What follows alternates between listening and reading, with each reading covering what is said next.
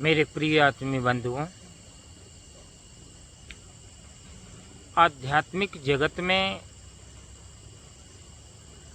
तमाम प्रकार की क्रियाएं हैं, कर्मकांड हैं, योग है, साधना है, जप है, तप है,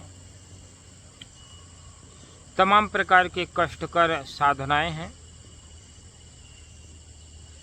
परंतु जीवन में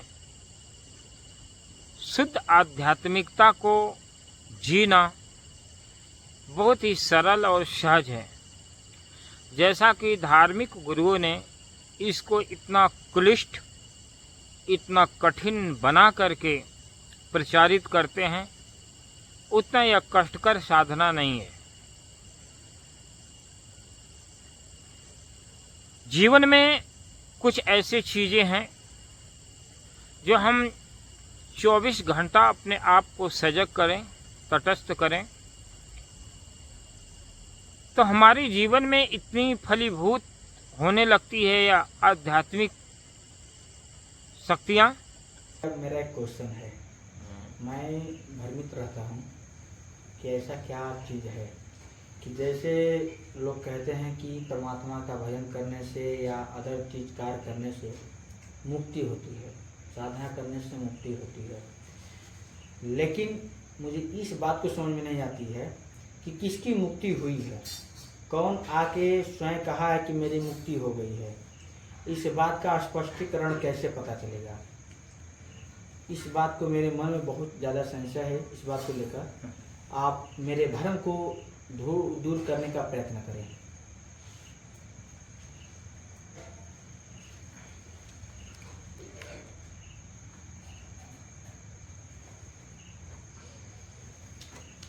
मुक्ति शब्द के पीछे हर इंसान का, हर मनुष्य का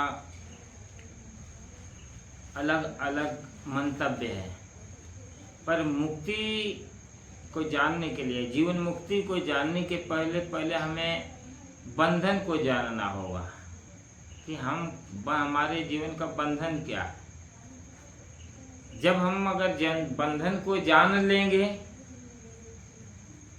तो उनके हम कारणों को जानेंगे और फिर वो निवारण करके मुक्ति तक पहुंच पाएंगे।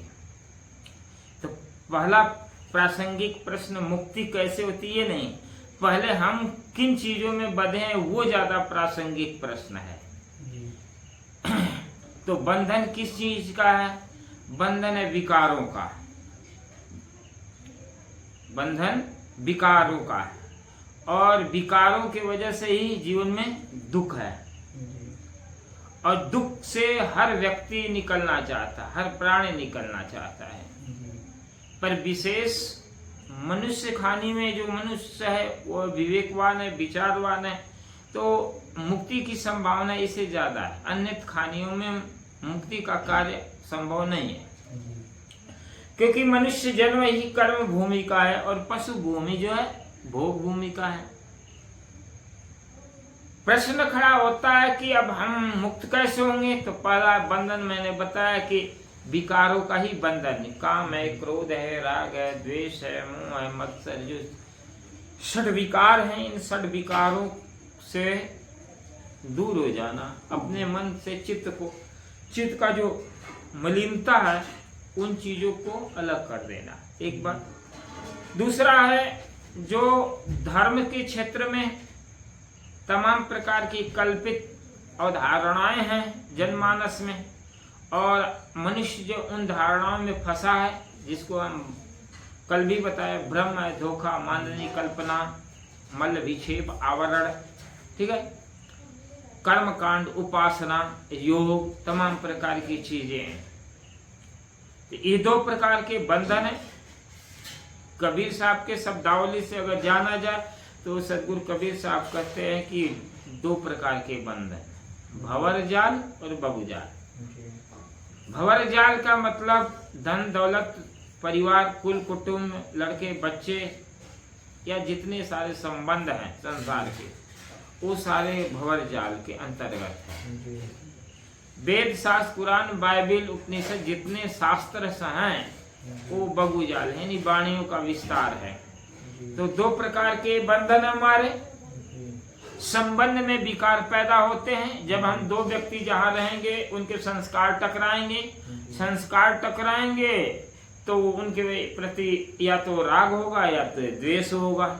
अगर हमारे विचारों का मिलन हुआ, एक दूसरे का विचार, तो उसके अंदर हम अच्छाई देखने लगे तो अनुराग होगा, प्रेम हो जाएगा, आसक्ति बनेगी। या यदि हमारे संस्कारों का टकराहट हुआ तो उस व्यक्ति से द्वेष होगा, तो घृणा होगी, वैमनस्यता हो, चित्त विकारग्रस्त हो जाएगा। संत कहते हैं, ज्ञानी संत कहते हैं कि हमको राग और द्वेष से मुक्त होना है। उसके लिए हमें साधना की आवश्यकता होती है। अब साधना क्या है?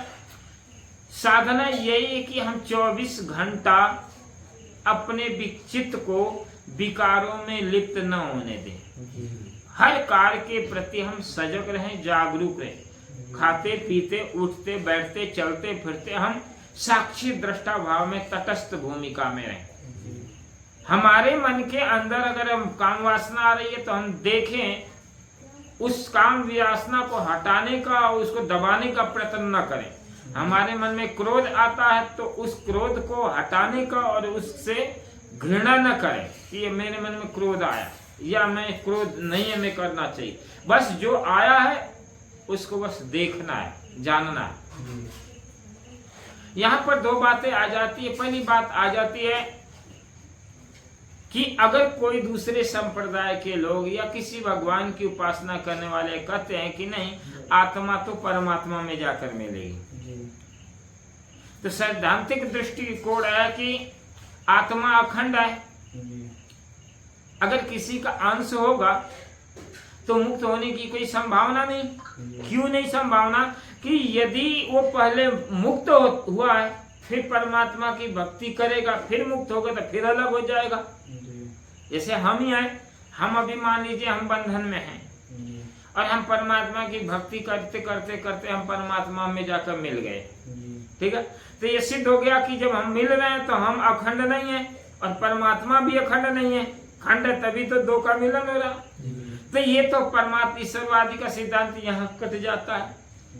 दूसरी बात, हम मान लेते हैं कि आज हम परमात्मा की भक्ति करके परमात्मा मिल करके आनंद स्वरूप हो जाते हैं। कल परमात्मा की इच्छा होगी तो फिर हमको पटक देगा संसार में, तो फिर हम मुक्त नहीं। पर में तो मुक्ति है ही नहीं। मुक्ति तो स्व में है, स्व में ही मुक्ति है। तो स्व में क्या कहा गया? मोक्षस न ही ग्रामांतर में वा अज्ञान ग्रंथि नासो मुक्त इति स्मृता। मुक्ति का कोई गांव नहीं, मुक्ति का कहीं लोक नहीं, कोई स्थान नहीं, कोई लोकांतर नहीं जहां पर की आत्मा जाकर वहां बसती है। मोक्षस नहीं ग्रामांतर में वा अज्ञान ग्रंथि नासो मुक्ति स्मृतः। अपनी स्मृति को जागरूकता के साथ, अपनी स्मृति को जागरूकता के साथ हृदय रूपी ग्रंथि को, जो जमी हुई हृदय की ग्रंथियां, उन हृदय की ग्रंथियों की अज्ञानता को मिटाकर स्व में स्थिति होना ही मुक्ति है, न कि कोई लोकांतर जा करके आत्मा मुक्त होती है। समझ में? अब प्रश्न खड़ा होता कि साधना, परमात्मा की साधना, परमात्मा की साधना करने वाला व्यक्ति जो साधना कर रहा है, क्या वो परमात्मा को जानता है? कबीर साहब हमेशा जानने की बात करें। परमात्मा है या नहीं है, ईश्वर है या नहीं है, देवी देवता है या नहीं है, इसमें संदेह है। लेकिन आप हैं या नहीं है, इसमें कोई संदेह है? आप हैं, आपकी चेतना है, आपके हैता में, आपकी निजता में कोई संदेह नहीं है। लेकिन परमात्मा, ईश्वर, ब्रह्म, खुदा, गॉड की हैता में आपको संदेह, इसीलिए खोज रहे हैं। है नहीं है तभी खोज रहे हैं। कौन आप हैं? आप अपने को नहीं खोज रहे हैं। इसलिए अपनी स्व चेतना को विस्मृत करके, अपने स्वरूप को भूल करके, यदि हम किसी अदृश्य शक्ति की कल्पना करके उसकी उपासना करते हैं तो हमारी ये सभी कल्पना ही है। ये बाणी जाल बगु जाल के अंतर है। इन बंधनों से हमें ऊपर उठना चाहिए। तो भक्ति क्या है? विकारों से भाग जाना या बुराइयों से अपने चित्त को निर्मल कर लेना, उनको दूर कर लेना। अज्ञानता रूपी ग्रंथि को मिटाकर स्व में स्थित होना ही मोक्ष है।